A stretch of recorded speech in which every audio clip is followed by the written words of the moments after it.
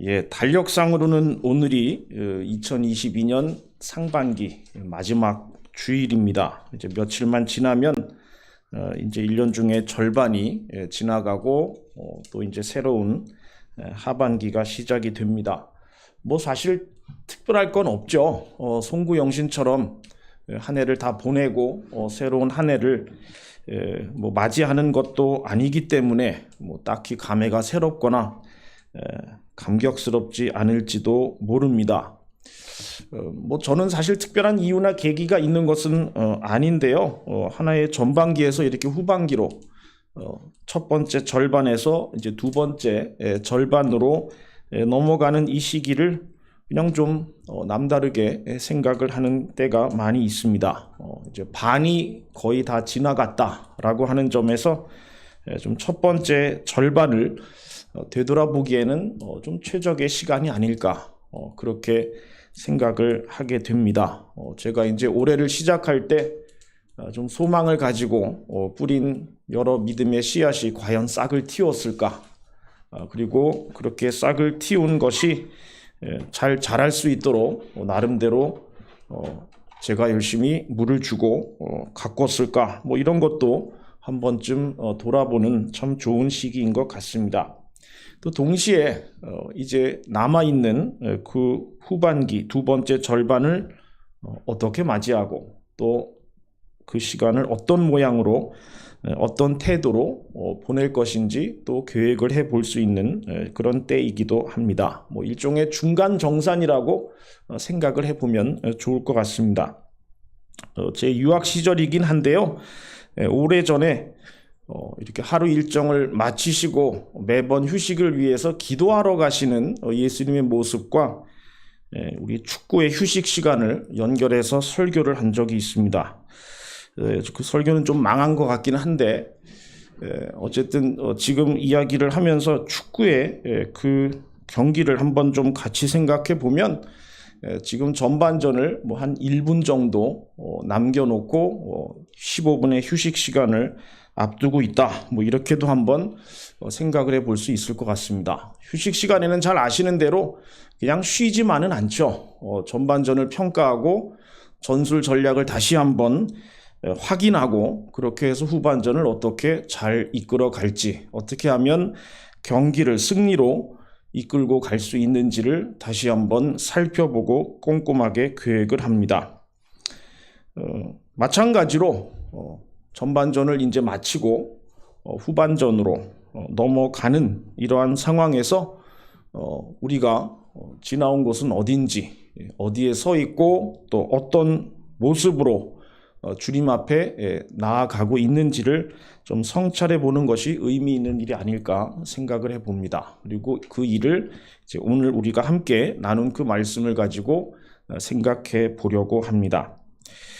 오늘 이야기는 잘 아시는 이야기죠. 아람의 군대 장관 나아만의 그 이야기를 다루고 있습니다. 그리고 실제로 본문은 나아만에 대한 소개로 시작을 합니다.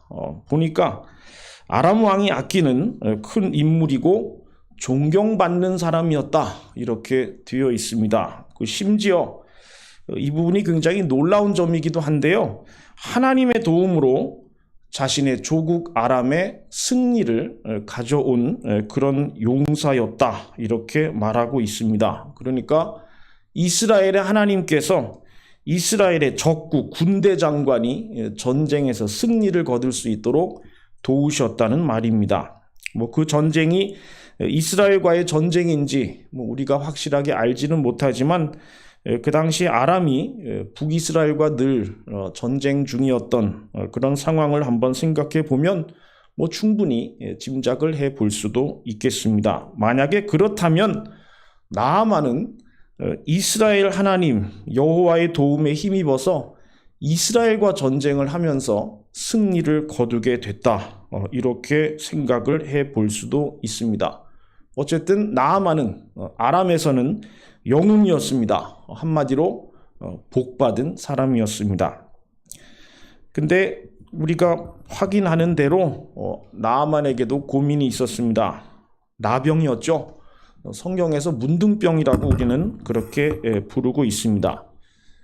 사실 문둥병, 나병 이런 말을 쓰면 차별이라고 하는 얘기를 제가 들은 적이 있습니다. 이제 공식 명칭은 한센병입니다. 노르웨이의 학자 한센이라는 사람이 이 병의 바이러스를 발견해냈다고 해서 한센병, 한센시병 이렇게 부릅니다. 전염성이 굉장히 강하다 이렇게 알려져 있기는 한데요. 실제로는 활동성 양성일 때만 전염이 되고 양성인 경우도 약을 복용하면 금방 음성으로 전환이 된다고 합니다. 이제 그래서 전염률이 사실 굉장히 희박한 것으로 여겨지고 있고요. 코로나19나 요즘 또 우리나라에도 생겼죠. 원숭이 두창 이런 바이러스와는 일단 전염률과 비교해 봤을 때는 굉장히 다르다라고 생각할 수 있습니다. 더군다나 이 한센병은 약도 있다고 합니다. 그래서 그 약을 복용하면 그냥 일반 피부 질환자처럼 자기 일상을 그대로 살아가면서 치료를 받으면 된다고 합니다. 나중에 잘못을 저지른 엘리사의 사환 게하시 이야기가 오늘 본문 다음에 나옵니다. 이 게하시에게 27절에 보면 나아만이 걸렸던 나병이 주어지게 됩니다. 이제 그 사건을 들어서 나아만이 실제로 걸렸던 나병은 전염성이 없었다. 이렇게 추론을 하기도 하는데요. 어찌됐든 나아만이 살던 당시에 이 나병은 아무리 전염성이 없었다고 해도 불치병에 가까웠고 또 사실 한 개인에게 주어질 수 있는 최고의 저주였다 이렇게 생각하면 될 것 같습니다. 그러니까 아무리 영웅이고 아무리 왕에게 인정을 받는 큰 용서였다고 해도 그 존경과 그 명성은 어찌 보면 빛 좋은 개살구였다 이렇게 생각을 할 수도 있습니다. 이 나만의 이야기 사실 굉장히 특이합니다. 원래는요 엘리사의 이야기를 다루는 굉장히 긴 맥락 속에 등장을 합니다. 이 엘리사에 의해서 치유를 받은 사건이 있은 다음에는 그런데 전혀 등장하지 않습니다.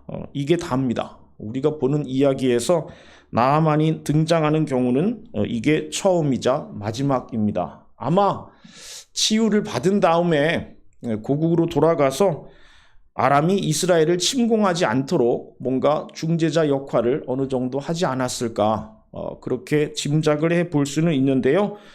그런 영향력도 그렇게 오래 갔던 것 같지는 않습니다. 당장 열왕기하 6장을 보면 아람이 다시 북이스라엘을 공격했다 이렇게 되어 있습니다. 어찌됐든 이 나아만 장군의 이야기는 굉장히 긴 엘리사의 이 이야기 속에서 갑자기 튀어나오는 이야기이기는 하지만 여하튼 그 치유 이야기에 등장하는 여러 등장 인물들을 통해서 하나님을 믿는 우리 주님을 믿는 여러 가지 모양, 형태, 수준, 단계 이런 것들을 목격할 수 있다는 점에서 저는 이 이야기를 굉장히 흥미롭게 읽고는 합니다. 주로 좀 상반되고 대비되는 네 부류의 사람들을 주목해 보려고 합니다. 나아만의 아내를 섬기고 있는 어린 이스라엘 소녀, 그리고 이스라엘의 왕, 나아만, 그리고 그의 부하들입니다. 엘리사는 사실 별로 큰 역할을 하지 않는 것 같아서 일단 좀 제외합니다. 우리가 각각 어떤 부류에 속하는지 지금 이 순간에 나는 어떤 형태, 어떤 단계에 있는지를 한 번쯤 확인해 볼 수 있을 것 같습니다. 어린 소녀에게서 시작해 봅니다. 사실 이 어린 소녀가 보여주는 놀라운 모습을 생각하면 이 이야기의 하이라이트로 제일 마지막에 언급을 하는 게 맞는데요.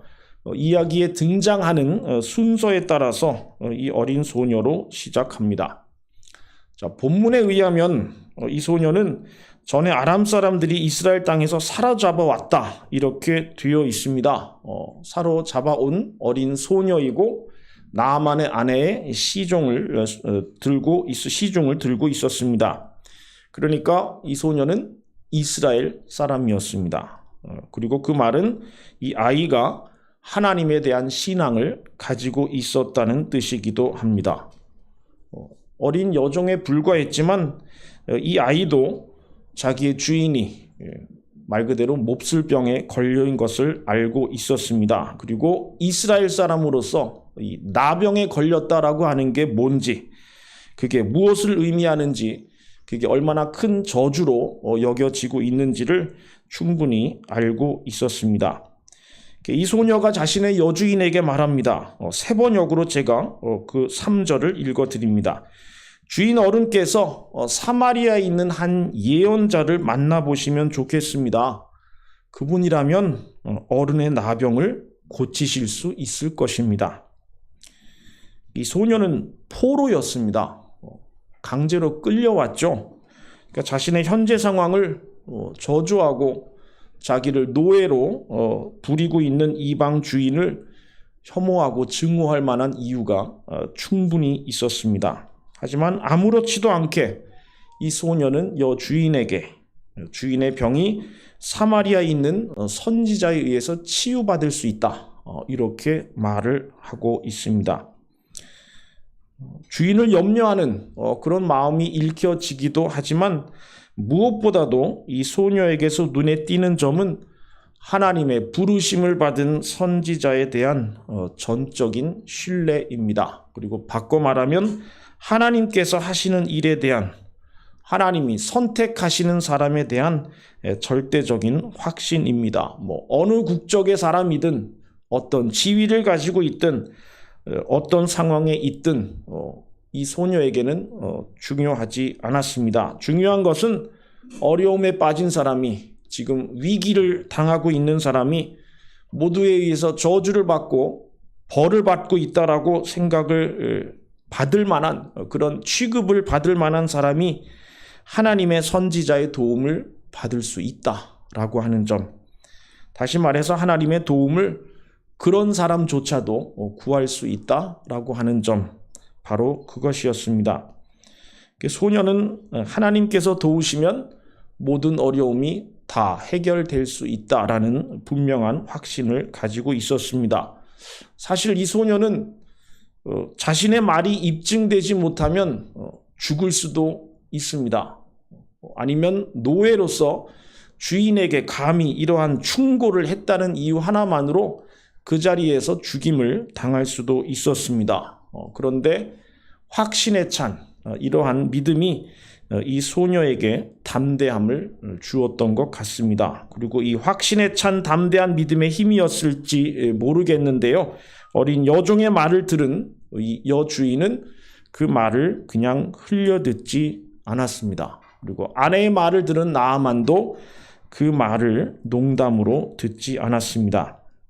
그래서 왕에게 병 치료를 위해 자신을 보내달라 허락을 받고 있던 겁니다.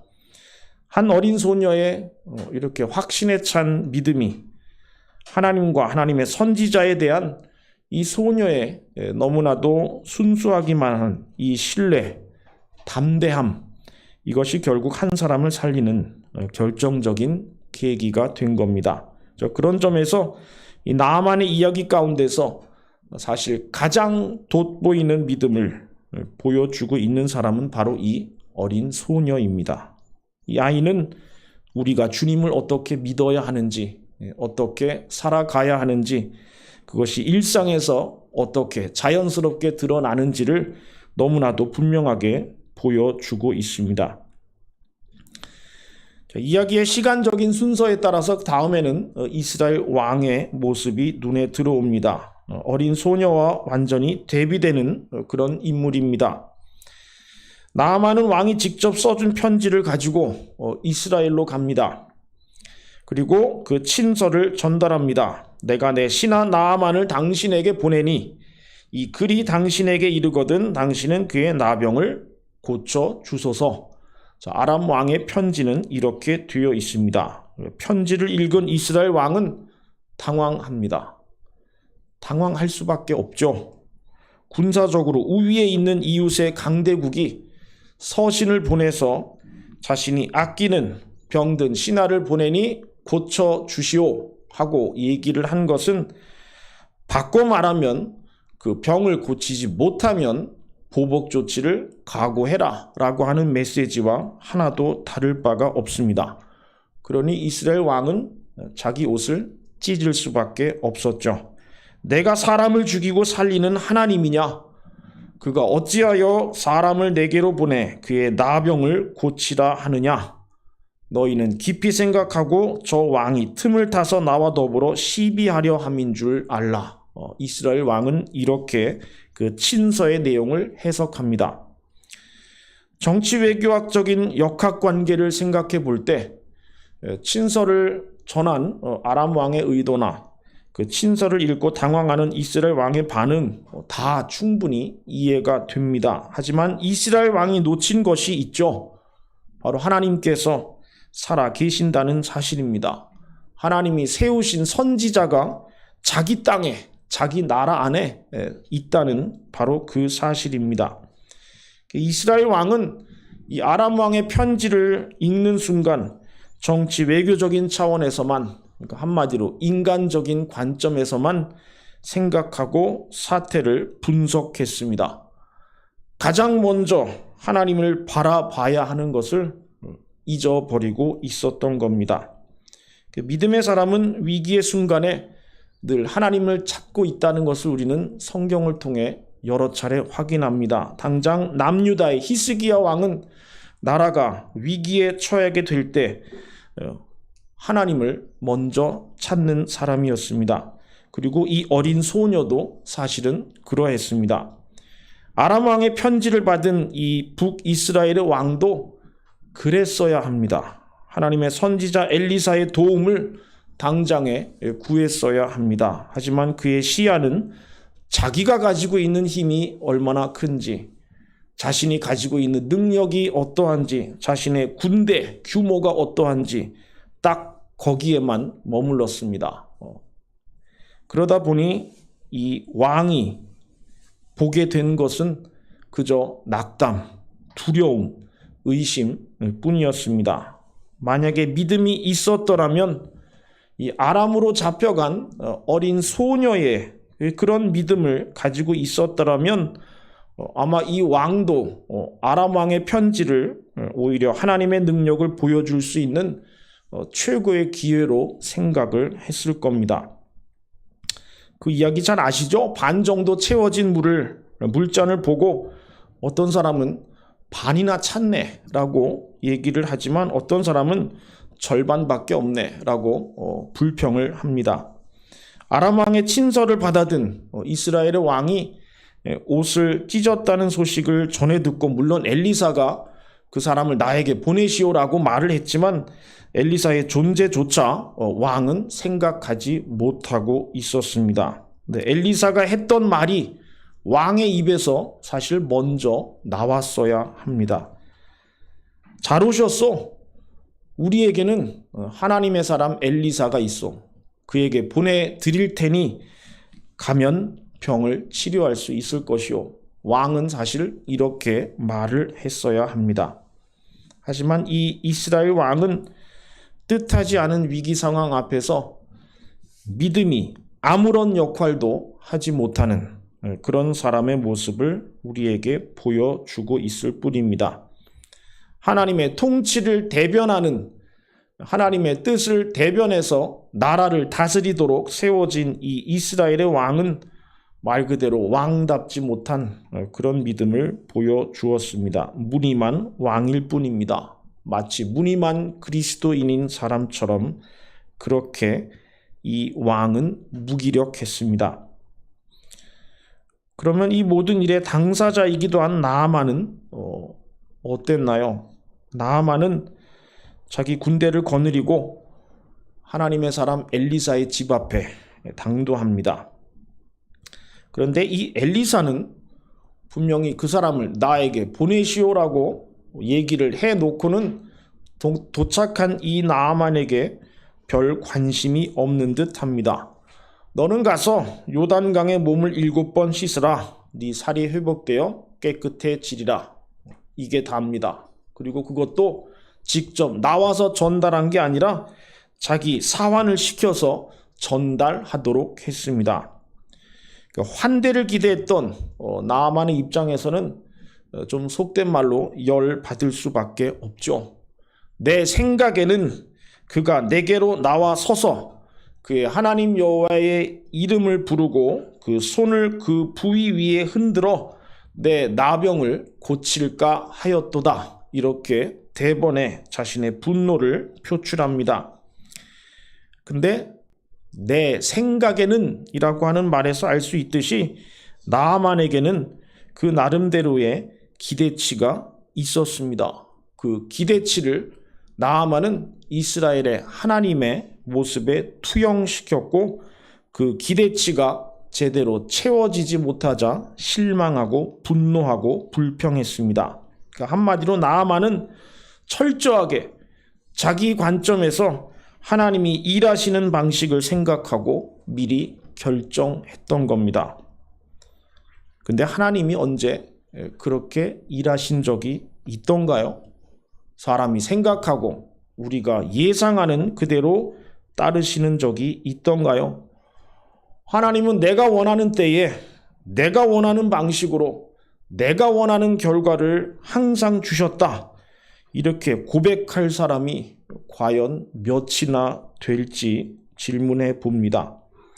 이 나아만의 불평은 하나님의 방식과 우리의 기대치가 많이 다를 수 있다는 사실을 다시금 확인시켜 줍니다.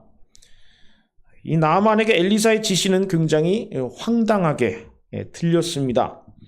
하나님께서 우리에게 주시는 말씀도 때로 그렇게 여겨질 수 있습니다. 우리 역시 의도하든 의도하지 않든 자기 나름대로의 기대치가 있기 때문입니다. 하나님께서 일하시는 방법이 우리의 기대와 나의 생각을 넘어선다는 것을 잘 알고 있음에도 불구하고 하나님께 무엇을 요청하고 간구하면서 우리는 은근히 내가 생각한 딱 그 타이밍에 그 방식으로 그 모양으로 그 결과가 내게 이루어지기를 소망하는 때가 많이 있습니다. 이제 그러다 보니까 그렇게 기도해 놓고 주어지는 결과가 내가 기대했던 것과 다르면 이해할 수 없다. 하나님이 나를 시험하신다. 이렇게 생각을 하곤 합니다. 하지만 우리의 간구에 응답하시는 하나님이 사실 우리에게 원하시는 것은 그 응답의 방식과 내용이 우리에게 최선의 것이라는 그 사실을 받아들이는 태도입니다. 그리고 그분의 응답에 감사하는 겁니다. 나아만은 사실 아직 그런 믿음의 단계에 이르지 못한 사람의 모습을 보여줍니다. 마지막으로 이 나아만과 대비되는 그의 부하들을 빠뜨려서는 안 될 겁니다. 사실 조금 전에 제가 나아만과 관련해서 말씀드린 것이 오히려 그의 부하들을 통해서 잘 나타납니다. 내 아버지여, 선지자가 당신에게 큰 일을 행하라 말하였다면 행하지 아니하였으리까? 하물며 당신에게 이르기를 씻어 깨끗하게 하라 함이리까? 자, 세 번역은 훨씬 더 극적으로 묘사합니다. 장군님, 그 예언자가 이보다 더한 일을 하라고 하였다면 하지 않으셨겠습니까? 다만 몸이나 씻으라 하시는데 그러면 깨끗해진다는데 그것 좀 못할 까닭이 어디에 있습니까? 전쟁과 싸움에 익숙한 이 군인들의 모습을 한번 머릿속으로 그려보면 자기들에게는 영웅과 같고 그래서 아버지라고 부를 만큼 위대한 그 장군의 부하들이라는 점을 감안하면 사실 이 사람들은 자기들의 상관을 함부로 대하는 엘리사를 그냥 놔두지 않았을 수도 있습니다. 장군님, 저희가 잠시 가서 처리하고 오겠습니다. 당장에 무기를 들고 엘리사의 집을 찾아가거나 아니면 그 마을을, 그 나라를 불태우고 공격하고 약탈했을 수도 있습니다. 하지만 그들은 다른 길을 택합니다. 그들이 나아만에게 하는 말은 그래서 참 인상적입니다. 내 아버지여, 선지자가 당신에게 큰 일을 행하라 말하였다면 행하지 아니하였으리까. 장군님, 그 예언자가 이보다 더한 일을 하라고 하였다면 하지 않으셨겠습니까? 그들의 말 속에서 하나님에 대한 믿음을 볼 수 있다, 이렇게 말하면 물론 좀 억지일지도 모릅니다. 하지만 그 말 속에서 우리는 아주 단순하고 아주 초보적인 단계의 믿음을 봅니다. 해보라고 했으니 일단 한번 모든 걸 맡기고 해보는 것이 좋지 않겠느냐. 이보다 더 심하거나 어려운 과제도 어차피 했을 텐데 이 정도로 쉬운 일이라면 일단 해보자 하는 생각입니다. 하나님이 하시는 일에 대한 확신에 찬 순종은 아닐지라도 하나님이 세우신 선지자가 그렇게 말했으니 한 번쯤 그대로 따르는 것이 무슨 손해가 되겠느냐 하는 그런 마음입니다. 이미 말씀드린 대로 이 군인들의 태도를 우리가 알고 있는 혹은 우리가 가지고 있는 믿음과 동일시할 수 있는지 다툼의 여지가 많겠지만 어찌됐든 오랫동안 그리스도인으로서 신앙생활을 하는 우리가 사실 종종 잊어버리거나 잃어버리는 초보적이면서도 순수하다라고까지 할 수 있는 그런 모습이 아닐까 생각해 봅니다. 어린 소녀와 이스라엘 왕 나아만 장군과 그의 부하들의 모습 속에서 우리는 하나님을 믿는 다양한 방식, 다양한 태도, 다양한 수준을 목격합니다.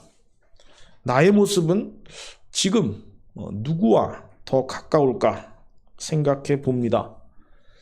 지나온 삶을 돌아볼 때 우리들 각자의 신앙의 모습은 늘 한 부류의 모습은 분명히 아니었을 겁니다. 아마도 이 네 부류 중 어느 하나보다는 인생의 서로 다른 시기에 여러 부류가 차례로 교차해서 나타났겠죠. 때로는 어린 소녀처럼 정말 담대하고 순수한 확신에 찬 그런 믿음을 가진 때도 있었고, 정반대로 이스라엘 왕과 같이 나의 삶을 살아가는 가운데 1순위가 하나님이 아니었던 때도 분명히 있었을 겁니다. 나아만처럼 또 그의 부하들처럼 그런 모습으로 살아갔을 때도 있었을 겁니다. 주님을 어떻게 믿어야 하는가? 아마 답이 하나만 있는 것은 아닐 겁니다. 여기 계시는 모든 분들이 각자 예수 그리스도를 만난 경험이 다르고 그분의 은혜를 체험한 그 모든 삶의 자리가 다 다르기 때문에 그만큼의 다양한 이야기들이 분명히 있을 겁니다. 그렇지만 오늘의 이야기 속에 등장하는 이 네 부류의 사람들에게서 우리는 확실하게 주님을 어떻게 믿을 것인가, 그리스도인은 어떤 삶의 태도를 지녀야 하는가에 대해서 배울 수 있습니다. 1년의 절반이 지나가고 이제 나머지 절반이 곧 시작됩니다. 어떻게 보내실 계획이신지요? 앞으로 주님을 어떻게 믿으면서 나아가실 계획이신지요? 7월 시작하시기 전에 한 번쯤 중간 정산을 해 보실 것을 권해드립니다. 그러고 나서 다시 출발선에 서서 허리끈을 동여매고 그렇게 나아가면 될 겁니다. 2022년 후반기에는 주님을 향한 우리의 믿음이 더 깊어지고 또 예수 그리스도를 생각하는 마음이 더 넓어지기를 간절히 소망합니다. 주님이 우리를 통해서, 여러분 한 사람 한 사람을 통해서 맺기를 원하시는 아름답고 풍성한 열매가 삶 가운데 조금씩 더 여물어가고 더 익어가기를 간절히 기원합니다. 함께 기도하시겠습니다. 주님, 소망을 가득 안고 시작한 2022년의 절반을 인도해 주신 은혜를 감사합니다. 무엇보다 주님을 믿는 믿음 주심을 참으로 감사합니다. 우리에게 순수하고도 확신에 찬 믿음, 담대한 믿음을 허락하여 주옵소서.